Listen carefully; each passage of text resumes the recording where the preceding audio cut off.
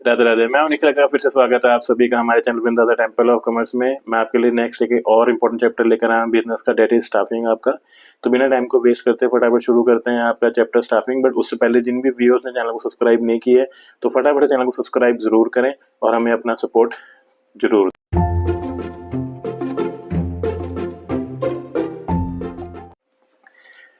हाँ जी, चैप्टर का नाम है आपका स्टाफिंग। स्टाफिंग का मतलब क्या होता है? स्टाफिंग आपका एक वो प्रोसेस है, या हम कह सकते हैं वो part of the process of management है, जिसका मेन काम होता है कि आपका obtain, utilizing and maintaining a satisfactory workforce. Means कि उनका काम ये है आपका कि आपके लिए सही बंदे को सही जगह पे प्रोवाइड करना। Means selecting the right person for the right job. उसको हम क्या कहते हैं? आपका स्टाफिंग कहते हैं। अब स्टाफिंग के कुछ आपकी क्या है इंपॉर्टेंस है, जैसे कि ये देखो, ये सबसे पहले आपका आता है it obtaining competent personnel. Means कि it helps in discovering and obtaining competent personnel for the various jobs. कि हमारे जितने भी जो सही बंदे हैं जिस काम के लिए, उनको ऑब्टेन करना, मतलब उनको इकट्ठा करना और उनको काम पे लगाना। दूसरा आपका आता है हायर परफॉर्मेंस। ऑब्वियस सी बात है, जब मैं सही बंदे को सही जगह पे लगाऊंगा तो उसकी परफॉर्मेंस भी क्या होगी? इंप्रूव होगी। उस बंदे की भी काम होगी, हमारी कंपनी की भी क्या होगी? परफॉर्मेंस ग्रो करेगी आपकी। थर्ड आता है आपका कंटिन्यूस सर्वाइवल एंड ग्रोथ। अगर हम कहें आज के ज़माने में अगर अपनी कंपनी को मैं प्रॉपरली सर्वाइव कराना, मार्केट में ग्रो करना है, उसके लिए हमें अच्छे बंदों की ज़रूरत है, वो स्टाफिंग ही प्रोवाइड करता है हमें। नेक्स्ट आता है optimum utilization of human resources. Means आपका स्टाफिंग का मेन काम ही ये है कि भी आपको सही बंदे ला के देना, और जो हमारे पास सही ह्यूमन रिसोर्सेज हैं, जो क्वालिफाइड पीपल्स हैं, जो स्किल्ड पीपल्स हैं, उनको उठाना और उनको सही जगह पे लगाना। लास्ट पॉइंट इसमें आपका इंपॉर्टेंस में आता है it improve job satisfaction. Means कि उनका काम होता है कि जब हम सही बंदों को रखते हैं काम पे तो वो भी जॉब से सेटिस्फाई रहते हैं, एंड जो इम्प्लॉयज़ है उनका भी मोरल आपका बूस्ट होता है। और उसके बदले में जब उनको रिवॉर्ड्स देते हैं उनके कंट्रीब्यूशन के लिए, तो वो ऑटोमेटिकली क्या होते हैं? खुश होते हैं आपके। तो स्टाफिंग का मेन काम ये है कि हमारे जितने भी पर्सन जो काम कर रहे हैं या जो आगे करने आ जाते हैं, उनको जॉब से सेटिस्फाई करवाना, कि उनको ये लगे कि हाँ, हम अच्छा काम कर रहे हैं और हम अपनी जॉब से खुश हैं। नेक्स्ट इसके बाद आपका आता है कि स्टाफिंग का हमारा क्या प्रोसेस है, स्टाफिंग काम करता कैसे है आपका। सबसे पहली चीज़ आती है, कभी भी हम ये नहीं है कि हमने ऐसे हिट एंड ट्रायल मेथड किया और फटाफट बंदे रख लिए आपके। सबसे पहले हम क्या करेंगे? Estimating man power requirement. Man power requirement क्यों? क्योंकि अगर मुझे कोई काम करना है तो पहले मैं चुनूंगा कि यार मुझे कितने बंदों की ज़रूरत है ना। ये तो नहीं किसी भी काम करने के लिए हम कहेंगे यार 20 बंदे ले आओ, 40 ले आओ। अगर जहाँ पे किसी काम करने के लिए मुझे 40 बंदों की ज़रूरत है, मैं वहाँ पे 40 बंदों को ही क्या करूँगा? एम्प्लॉय करूँगा। तो उसके लिए भी आपकी दो चीज़ देखी जाती है। सबसे पहले वर्कलोड एनालिसिस। मीन्स कि आपको कितने नंबर और किस किस ह्यूमन रिसोर्सेज की जरूरत है। मतलब आपको एक काम को करने के लिए उसमें कितने आपको इंजीनियर्स चाहिए, कितने फोरमैन चाहिए, सुपरवाइजर चाहिए, वर्कर चाहिए, क्या क्या चाहिए। दूसरा आपका आता है वर्क फोर्स एनालिसिस। मीन्स कि आप ये देखोगे कि आपके पास ऑलरेडी कितने बंदे काम कर रहे हैं। सपोज आपको 40 बंदों की ज़रूरत है, आपको 40 बंदे चाहिए। बट आप देखोगे कि यार उसमें से मेरे पास 20 तो मेरे पास हैं, तो आपके लिए जो मेन टारगेट हो, आपको कितने बंदे और एम्प्लॉय करने पड़ेंगे? सिर्फ 20 क्योंकि आपके पास ऑलरेडी है। सेकंड स्टेप उसके लिए आता है, उसके बाद आप क्या करोगे? एस्टिमेट करने के बाद आपका रिक्रूटमेंट। रिक्रूटमेंट आपका एक ऐसा प्रोसेस है जहाँ पे कोई भी नेगेटिव मार्किंग नहीं होती। कि कहने का मतलब ये है कोई भी वहाँ नेगेटिविटी नहीं है। रिक्रूटमेंट का मतलब क्या है? बंदों को बुलाना।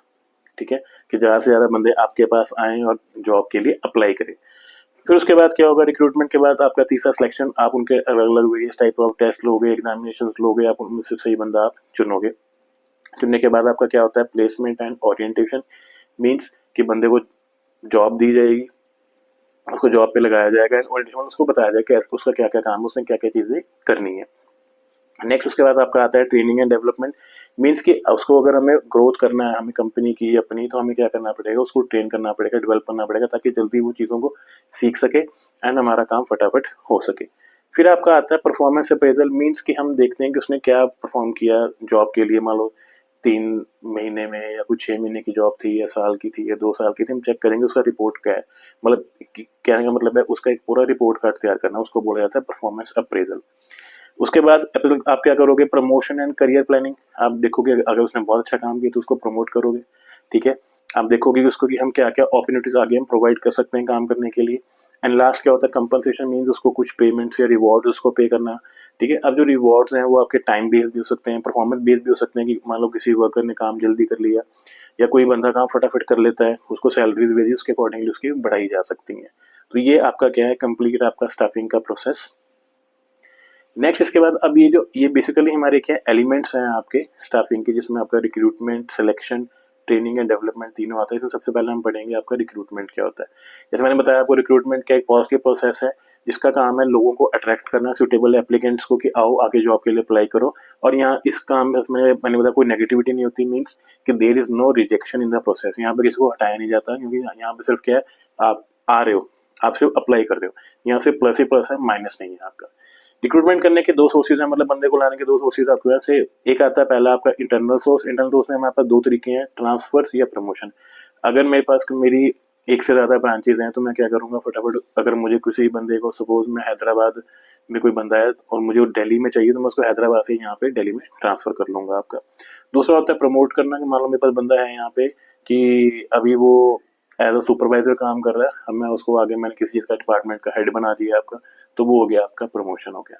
अब इसके इंटरनल रिक्रूटमेंट के क्या फ़ायदे या क्या नुकसान है आपके। सबसे पहले आपका आता है इट मोटिवेट एम्प्लॉयज। ऑब्वियस सी बात है, जो बंदे काम कर रहे हैं उनको हम जब सेलेक्ट करेंगे आगे हायर पोस्ट के लिए, हायर काम के लिए, तो वो मोटिवेट होंगे। सिंपल सिंपल प्रोसेस है आपका ये, हमें बाहर से बंदे लाने की जरूरत नहीं है। टूल ऑफ ट्रेनिंग, मतलब उसको हम बार बार सिखाना नहीं पड़ता, कि वो ऑलरेडी क्या है, सीखे सिखाए होते हैं आपके। एडजस्टमेंट ऑफ सरप्लस स्टाफ, अगर मेरे पास स्टाफ ज़्यादा है तो उसको वो एडजस्ट भी हो जाता है, मतलब जहाँ मुझे इस बंदे की ज़रूरत है उसको मैं ट्रांसफ़र करके, या कोई पोजीशन खाली है तो वहाँ पे उसको प्रमोट करके मैं उसको फिल कर सकता हूँ। एंड लास्ट इकोनॉमिकल है, आपका टाइम एंड मनी दोनों सेव होता है आपका। आपको किसी बंदे को बाहर से बुला के पहले उसका टेस्ट लोगे, सब कुछ करोगे, वो करने की ज़रूरत नहीं है। एंड आपका बहुत पैसा बचता है उसमें, क्योंकि इसमें टाइम एंड कॉस्ट दोनों इन्वॉल्व होते हैं किसी भी बंदे को हायर करने में आपका, तो वो हमारा उसमें बच जाता है। बट जहाँ जिसके फ़ायदे हैं उसके वहाँ तो नुकसान भी होते हैं आपके। सबसे पहला, it reduce the scope for induction of fresher, मतलब हमारे पास नया टैलेंट नहीं आ पाता। दूसरी चीज़, एम्प्लॉयज में बिकम लेथार्जिक। लेथार्जिक का मतलब होता है कि कई एम्प्लॉयज क्या होते हैं कि यार, जैसे आपने सुना होगा, जैसे गवर्नमेंट ऑफिस में क्या होता है कि आपने इतने वर्ष काम कर लिया तो इतने वर्ष के बाद आपकी प्रमोशन हो जाएगी, तो वो क्या लेथार्जिक हो जाते हैं कि हाँ, इतना टाइम हो गया मुझे काम करते हुए, ऑटोमेटिकली मुझे क्या प्रमोशन मिल ही जाएगी। इनकम्प्लीट सोर्स, इनकम्प्लीट सोर्स है क्योंकि हमारे पास कोई नया टैलेंट नहीं आ रहा, इसलिए हमारा ये सोर्स क्या है, इनकम्प्लीट है। Spirit of competition hampered, means उन जो आपस में जो करंट एम्प्लॉयज काम कर रहे हैं उनमें कोई कंपटीशन का स्पिरिट ही नहीं होता कि मुझे कोई बेटर करके दिखाना दूसरे बंदे से। क्यों? क्योंकि वो इतने ज़्यादा लेथार्जिक हो जाते हैं काम करने में कई बार कि भी वो अपना कुछ देखते ही नहीं है कि हमें ऑर्गेनाइजेशन के लिए कुछ करना है। वो इतने वो आपका कह सकते हैं कि करियर में उनको लगता है कि यार मैं तो काम कर ही रहे हैं, ऑटोमेटिकली मेरी प्रमोशन हो ही जाएगी, तो मुझे क्या ज़रूरत है एफर्ट डालने की। तो कंपटीशन की स्पिरिट उनमें खत्म हो जाती है। एंड लास्ट में रिड्यूस प्रोडक्टिविटी, वही सेम चीज़ कि जो जितना ज़्यादा अगर पुराना बंदा काम करो तो उतने ही वो क्या हो जाता है आपका, उसकी प्रोडक्टिविटी लेवल कम हो जाती है, मतलब वो अपना जो काम करने की क्षमता उसमें गिरावट आ जाती है। तो ये आपके क्या है, इसके इंटरनल सोर्स के आपके कुछ डीमेरिट्स आपके। नेक्स्ट आता है आपका एक्सटर्नल सोर्स। एक्सटर्नल सोर्स मतलब कि बाहर से लाना। एक्सटर्नल में आपके मैंने बहुत सारे टाइप्स दिखाए हैं आपको, क्या क्या है। सबसे पहले आपका आता है डायरेक्ट रिक्रूटमेंट, मीन्स आपने अपनी फैक्ट्री के बाहर या कंपनी के बाहर, शोरूम के बाहर लिख के लगा दिया कि बाय नोटिस बोर्ड के भी, हाँ कि हमें इतने बंदों की ज़रूरत है। उसको होता है डायरेक्ट रिक्रूटमेंट। जो पढ़ेगा आता जाता वो अपना क्या कर लेगा, आएगा आके आपको अप्लाई कर देगा। दूसरा आता है लेबर कॉन्ट्रैक्टर्स की, लेबर्स जो होते हैं उनको बोलना कि हाँ हमें इतने बंदों की ज़रूरत है। Third, casual callers. कई हमारे पास पुराने जो हमारे पास डेटा पड़ा होता है 1 साल का, 6 महीने का, कि भी जो लोग कॉल करते रहते हैं कि हाँ सर कोई जॉब की रिक्वायरमेंट है या नहीं है, तो उनमें से सिलेक्ट कर लेना। एम्प्लॉयमेंट एक्सचेंजेस को बोलना कि जहाँ पे लोग उन्होंने अपना नाम लिखवाया होता है, बहुत सारे एम्प्लॉयमेंट एक्सचेंज उनको आप, जैसे हम कहते हैं Naukri.com हो गया या इंडीड हो गया, तो वो काइंड ऑफ एम्प्लॉयमेंट एक्सचेंज है जो आपको नंबर ऑफ एम्प्लॉयज प्रोवाइड करते हैं जिस भी फील्ड के आपको चाहिए होते हैं। एडवर्टीजिंग ऑन टेलीफोन्स कर करके हमको एडवर्टीज करना कि हाँ इस कंपनी में इस चीज़ की रिक्वायरमेंट है। वेब पब्लिशिंग आपकी मीन्स की मेल्स वगैरह डालना आपकी, या न्यूज़ पेपर में एडवर्टीजमेंट देना कि यार फलाना, क्योंकि सपोज की टाटा कंपनी में आपको इतने बंदों की ज़रूरत है, आओ आके जॉब के लिए अप्लाई करो। रिकमेंडेशंस की, कोई जो एम्प्लॉयज है उन्होंने किसी को रिकमेंड कर दिया कि यार ये बंदा वहाँ पे है, आप इनको भी आप इनका इंटरव्यू ले सकते हो। प्लेसमेंट एजेंसीज या जो कंसल्टेंट्स होते हैं उनसे बात करना, या कैंपस रिक्रूटमेंट। सो सबको पता होगा कि कॉलेजेस में क्या जाते हैं, कंपनी जाती हैं वहाँ पे सिलेक्ट करती हैं लास्ट ईयर में कि भी अपने क्या नाम है, ये बंदे को हम जो अच्छा होगा उसको हायर कर लेती हैं, वो पहले से ही उसको बोलते हैं कैंपस रिक्रूटमेंट। तो ये आपके क्या है सोर्सेज ऑफ रिक्रूटमेंट, कौन से एक्सटर्नल आपके। इसके बाद आपका नेक्स्ट आता है कि इसके आपके क्या मेरिट्स है क्या डीमेरिट्स हैं। सबसे पहला फायदा इसका कम्पिटिटिव स्पिरिट, क्योंकि बहुत सारे लोग होते हैं जो आपको जिसके लिए अप्लाई करते हैं, तो सबको होता है कि हाँ यार कि मैं मुझे ये जॉब मिल जाए। दूसरा आता है वाइडर चॉइस। चॉइस बहुत आपके पास है कि आपको 10 बंदे हैं, एक जॉब है, तो आपको 10 बंदों में से चुनना है कि किसको मुझे रखना है। तीसरी चीज़ क्वालिफाइड पर्सन मिलता है आपको, जैसे मैंने आपको बताया कि भी फॉर एग्जाम्पल एक जॉब जॉब की जो वेकेशन है वो आपकी एक है और बंदे अप्लाई करने वाले 10 हैं, तो 10 में से आप देखते हो कौन सा जो बेस्ट क्वालिफाइड होगा आप उसी को ही हायर करोगे। एंड फ्रेश टैलेंट मिलता है आपको बिल्कुल, कि मतलब कि जो आपके करंट एम्प्लॉय में से होता नहीं है वो बाहर से आपके पास आया अप्लाई करने के लिए, तो आपको नया और फ्रेश टैलेंट इनोवेटिव बंदा मिल सकता है। नुकसान ये कॉस्टली प्रोसेस है, बहुत लेंदी है, बहुत टाइम लगता है इसमें, और कई बार जो हमारे एग्जिस्टिंग एम्प्लॉयज हैं वो डिससेटिस्फाई हो जाते हैं कि यार कि भाई मुझे जॉब में प्रमोशन मिलना चाहिए था, इसकी जगह इन्होंने क्या किया, बाहर से बंदा हायर कर लिया, तो वो डीमोटिवेट भी हो जाते हैं आपके। तो ये कुछ आपके एक्सटर्नल के क्या है, आपके नुकसान भी हैं आपके। इसके बाद अब आपका आता है सेकंड हमारा एलिमेंट, दैट इज आपका सिलेक्शन, की सिलेक्शन प्रोसेस, सिलेक्शन कैसे की जाती है। सिलेक्शन आप कह सकते हैं कि एक नेगेटिव टास्क है जिसमें मतलब बंदों को निकाला जाता है आपका, जहाँ बंदों को रिजेक्ट करा जाता है। मतलब अगर मुझे 10 बंदों की ज़रूरत है, मेरे पास 100 कैंडिडेट्स आए हुए हैं, तो मैं बाकी 90 को मैं मना करूँगा, ठीक है, जो मुझे नहीं लगेगा कि सूटेबल नहीं है आपका। तो इसलिए selection is a negative process. तो सिलेक्शन प्रोसेस होता कैसे है आपके, बट सबसे पहले हम क्या कहते हैं, प्रीलिमिनरी स्क्रीनिंग। इसका मतलब होता है कि नॉर्मल जो उसकी एप्लीकेशन में उसने लिखा हुआ है कि यार मैं ये काम करता हूँ या ये चीज़ें हैं, उसको बोलते हैं प्रीलिमिनरी स्क्रीनिंग, उसकी जो उसने जो रिज्यूमे बना के दिया होता है आपका। सेकंड स्टेप हम क्या करते हैं, उसके सिलेक्शन टेस्ट, 5 टाइप के टेस्ट होते हैं, जैसे आपके इंटेलिजेंस टेस्ट जिसमें उसकी चेक की जाती है उसकी लर्निंग एबिलिटी कैसी है बंदे की। एप्टीट्यूड टेस्ट की न्यू न्यू स्किल्स कितनी जल्दी सीख सकता है, आपका क्या कैपेसिटी है उसकी डेवलप होने की। ट्रेड टेस्ट, मतलब जिस फील्ड के लिए उसको अप्लाई किया क्या उसको उसकी नॉलेज है या नहीं है। चौथा आपका पर्सनैलिटी टेस्ट, मतलब उसके इमोशंस कैसे हैं, किसी भी पर्सन के रिगार्डिंग जल्दी गुस्सा तो नहीं हो जाता या बहुत लीनियंट तो नहीं है किसी चीज़ के regarding. And interest test means कि उसका ये देखा जाता है कि जो उसका जॉब है उसके रिगार्डिंग उसका इंटरेस्ट किस चीज़ में है, किस फील्ड में आपका है। ये आपके 5 टेस्ट लिए जाते हैं। इसको वो क्लियर करेगा तो थर्ड आपका आता है एम्प्लॉयमेंट इंटरव्यू, मीन्स कि जहाँ पे एक डेप्थ में पूरी डिटेल स्टडी की जाती है उसकी, कि आप वो जॉब के लिए सुटेबल है या नहीं है। उसके बाद आपका रेफरेंस एंड बैकग्राउंड भी चेक किया जाएगा कि बंदा कोई क्रिमिनल बैकग्राउंड से तो नहीं है या कुछ और कोई कहीं पे कोई दिक्कत हो किसी भी उसके पास्ट में आपको, तो उनको चेक किया जाता है। फिर उसके बाद क्या होगा, आपका सब कुछ चेक कर लिया आपने, सिलेक्शन का डिसीजन लिया जाएगा कि आपको जितने कैंडिडेट्स आपने जो मार्क किए हैं, सिलेक्ट किए हैं, उनमें से कौन सा बेस्ट है जिनको आप चुनोगे। उसके फिर मेडिकल एग्जामिनेशन होगा उनका कि उनके कोई बीमारी तो नहीं है, कुछ उनको कोई ऐसा रूल कुछ मतलब कोई भी एक्सपायर्ड उसको बीमारी तो नहीं जिसमें उसको कुछ कोई कंडीशन पर्टिकुलर जिसमें वो काम कर सकता हो या ना कर सकता हो। फिर उसको जॉब ऑफर दी जाएगी अगर वो फिजिकली फिट होगा काम को करने के लिए। अब लेटर ऑफ अपॉइंटमेंट या उसकी एक्सेप्टेंस ली जाएगी कि हाँ आप 1 साल 2 साल 5 साल 10 साल जितने भी बॉन्ड उसका साइन करवाया जाएगा। एंड लास्ट वही कॉन्ट्रैक्ट ऑफ एम्प्लॉयमेंट की भी जितना लंबा चाहता है उतना आपका जो एम्प्लॉयर होता है वो आपसे साइन करवाएगा कि हाँ आप ये काम को आप इतना टाइम तक आपको करना पड़ेगा। तो this is the selection process, ये बहुत इंपॉर्टेंट है। बार बार बता रहा हूँ आपको, सिलेक्शन प्रोसेस आपका मोस्टली आपका इसका क्वेश्चन केस बेस्ड स्टडी है, डायरेक्ट क्वेश्चन आपको इस बार एग्जाम में आएगा ही आएगा। नेक्स्ट आता है आपका थर्ड हमारा element, that is training and development. Train development आपको पता क्या होता है कि एम्प्लॉयज को ट्रेन करना करंट काम के लिए आगे फ्यूचर के लिए ग्रो करने के लिए। अब ट्रेनिंग एंड डेवलपमेंट के दो बेनिफिट हो सकते हैं, एक तो हमें ऑर्गेनाइजेशन को, एक दूसरा एम्प्लॉयज को। ऑर्गेनाइजेशन को क्या फायदा होता है उससे, आपका सबसे पहला सिस्टमैटिक लर्निंग, सब कुछ सीखता है कि हमारी कंपनी में काम कैसे किया जाता है। दूसरी चीज हायर प्रॉफिट्स, कंपनी को फायदा होगा, कंपनी को प्रॉफिट्स ज्यादा मिलेंगे आपके। थर्ड थिंग, इक्विप्स फ्यूचर मैनेजर, हम आगे वाला नया टैलेंट मिल जाता है हमें आगे, हम आगे जाके उन बंदों को ट्रेन डेवलपमेंट करके अपना अच्छा हमें एक मैनेजरियल ऑप्शन मिल जाता है कि हाँ इस बंदे को हम आगे एज अ मैनेजर अपॉइंट कर सकते हैं। चौथा, रिड्यूसेस एब्सेंटीज्म, जब जिस बंदे को ट्रेन कर दिया तो वो बार बार छुट्टी नहीं लेगा या कुछ और लेगा, या मुझे नए बंदों को बार बार हायर नहीं करना पड़ेगा क्योंकि उसको मैंने इतना ट्रेन कर दिया होता है।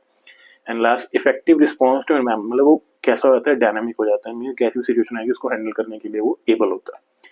अब ये तो थे बेनिफिट्स आपके किसके हिसाब से, ऑर्गेनाइजेशन के हिसाब से। फिर आपके आते हैं कि एम्प्लॉयज के हिसाब से हमारे क्या बेनिफिट्स हैं। सबसे पहला, अगर मैं खुद एम्प्लॉय तो मेरे होगा, अगर मैं ट्रेन या डेवलपमेंट मुझे कोई कंपनी करती है तो मेरा होगा मुझे बेटर करियर की अपॉर्चुनिटीज प्रोवाइड होंगी कि मैं किसी भी कंपनी में जाके और आगे अप्लाई कर सकता हूँ। दूसरी चीज़, मेरी अर्निंग्स इंक्रीज होंगी क्योंकि अगर मैं अच्छा ट्रेन डेवलप हो गया तो मेरी ऑटोमेटिकली मेरा प्रोडक्टिविटी बढ़ेगा, मेरी काम करने की एफिशिएंसी इफेक्टिवनेस अच्छा हो जाएगा, तो मेरी अर्निंग्स भी ऑटोमेटिकली इंक्रीज हो जाएंगी। Third, more efficient to handle machines, जब कोई बंदा ट्रेन हो जाता है उसको मशीन को संभालना ईजी हो जाता है, उसको बार बार कोई किसी से पूछना पड़ेगा सर ये काम कैसे होगा या मैम ये काम कैसे होगा, पूछने की जरूरत नहीं है उस चीज़ के लिए, तो काम अच्छे से हमारा कवर अप हो जाता है। उसके बाद इंक्रीज मोरल, ऑब्वियसली बात है, कोई बंदा अगर किसी भी काम के लिए जब ट्रेंड हो जाता है, उसका जो अपने आप उसका जो मोरल है, मोटिवेशन है, वो क्या होता है, बूस्टअप होता है कि हाँ ये मैं काम आसानी से कर सकता हूँ। तो दीज आर द बेनिफिट्स जो एक एम्प्लॉय को मिलते हैं जब वो ट्रेन एंड डेवलपमेंट उसकी होती है। नेक्स्ट आता है ट्रेनिंग के मेथड्स के हैं। दो टाइप्स की ट्रेनिंग होती हैं आपकी, जैसे आपको दिख रहा है on the job training and off the job training. On the job होता है कि आप काम करते करते उसी वर्क प्लेस पे आपको ट्रेन किया जा रहा है, that is on the job. And off the job क्या होता है कि आपको अपने वर्क प्लेस से हटा कहीं और भेजा जाता है, ट्रेनिंग कैंप्स में या कहीं भी किसी भी इंस्टीट्यूट में, कि आप जाओ वहां पे ट्रेन होकर आओ। अब जैसे मैंने इसमें डिफरेंस में लिखा है कि it means learn while doing, काम करते करते सीखना, और वो होता है लर्न बिफोर डूइंग, कि मतलब काम करने से पहले सीखना। इसके कुछ टाइप्स ऑन द जॉब के, जैसे apprenticeship training program, internship training program, and off the job के क्या है, वेस्टिब्यूल ट्रेनिंग। इसको लास्ट टॉपिक आपका डिटेल में पढ़ते हैं कि ये ट्रेनिंग होती क्या है आपकी।